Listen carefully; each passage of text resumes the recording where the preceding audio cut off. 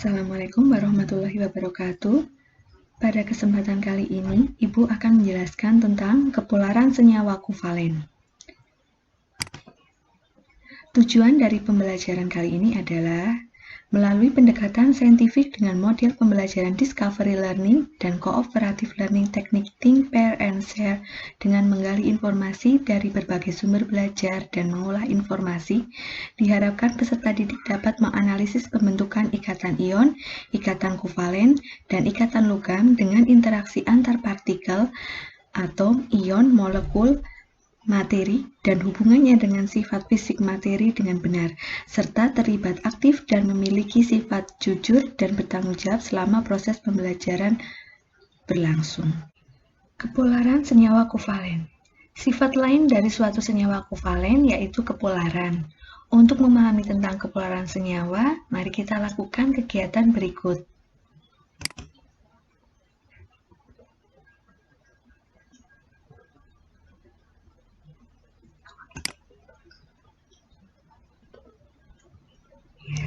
Ini ada buret yang berisi air, sedangkan ini adalah penggaris yang sudah kita gosokkan ke kain atau ke wol, sehingga memiliki muatan.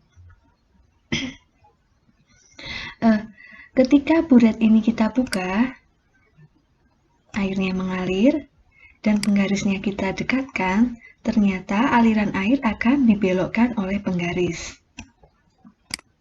Kemudian kita coba ganti airnya dengan asam asetat.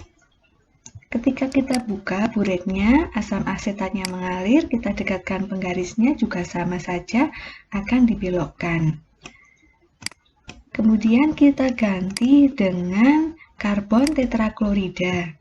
Kita buka buretnya, kita dekatkan, ternyata penggaris tidak mampu membelokkan aliran dari larutan karbon tetraklorida.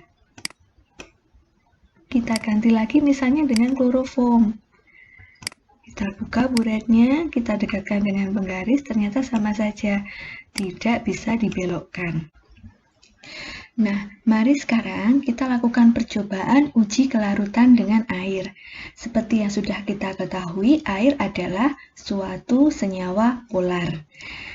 Nah, di sini ada benzena di dalam pipet, akan kita masukkan ke dalam tabung reaksi yang berisi air.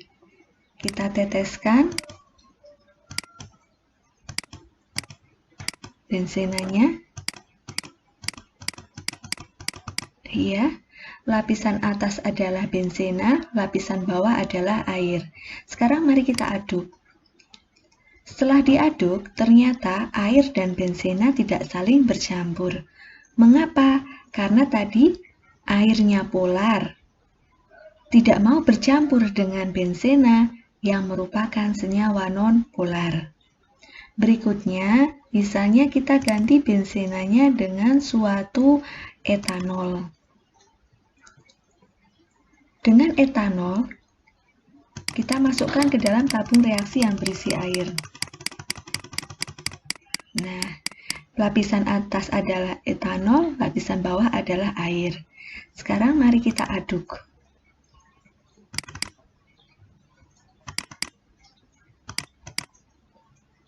Nah, ternyata air dan etanol akan saling bercampur. Mengapa? Karena airnya tadi bersifat polar, etanol juga bersifat polar. Dengan demikian, dapat disimpulkan juga bahwa senyawa polar hanya akan larut di pelarut polar, sedangkan senyawa nonpolar akan larut di pelarut nonpolar.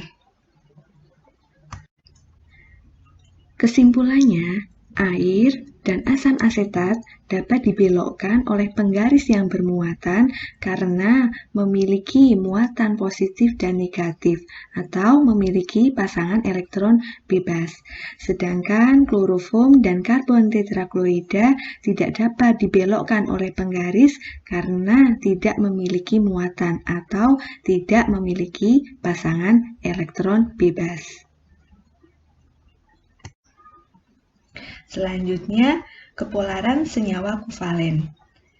Senyawa kovalen dibagi menjadi kovalen polar dan kovalen nonpolar. Ciri-cirinya, Senyawa kovalen polar memiliki pasangan elektron bebas.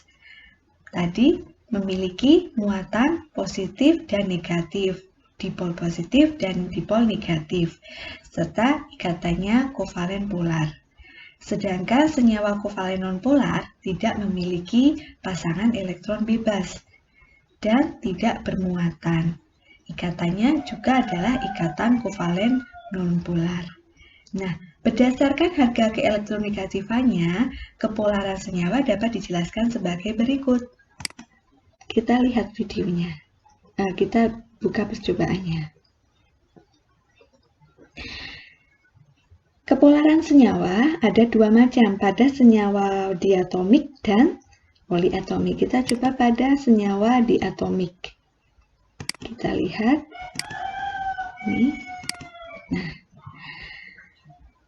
jika dua macam atom yang berbeda keelektronegatifannya membentuk ikatan kovalen, posisi pasangan elektron ikatan akan tertarik oleh atom yang keelektronegatifannya lebih besar. Kita misalkan atom A itu elektronegatifannya lebih kecil, atom B elektronegatifannya lebih besar. Semakin elektronegatif B, A akan semakin tertarik ke B. Ya. Kemudian, dengan adanya A tertarik ke B ini, maka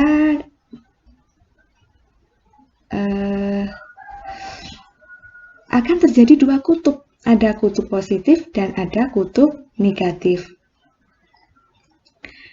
Yang A relatif positif, B lebih negatif. Muatan yang berbeda ini disebut dengan dipol. Ada dipol positif dan ada dipol negatif. Molekul ini karena terjadi perbedaan keelektronegatifan, ada atom A, atom B, terjadi perbedaan keelektronegatifan sehingga disebut sebagai molekul yang polar. Sehingga ikatannya disebut juga dengan ikatan kovalen polar. Contoh lainnya selain AB, misalnya A-nya H, B-nya Cl. HCl, HF, HBr, HI, itu semuanya adalah kovalen polar. Lalu bagaimana dengan molekul triatomik atau poliatom? Misalnya ini ada ABC. Nah, misalnya kita lihat ini. Tuh. B lebih negatif. Sedangkan A dan C lebih positif. Kenapa B lebih negatif? Karena keelektronegatifannya lebih besar. Tuh. Karena B lebih elektronegatif, dia akan tertarik ke kutub lempeng positif. Karena A positif, dia mendekatinya ke yang negatif.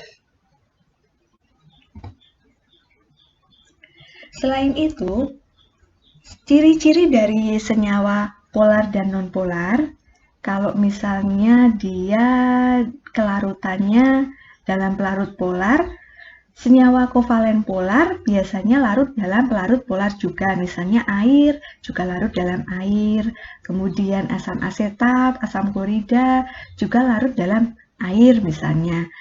Kemudian kalau senyawa kovalen nonpolar umumnya larutnya dalam pelarut nonpolar, misalnya pada kloroform. Demikian penjelasan dari Ibu, semoga bermanfaat. Assalamualaikum warahmatullahi wabarakatuh.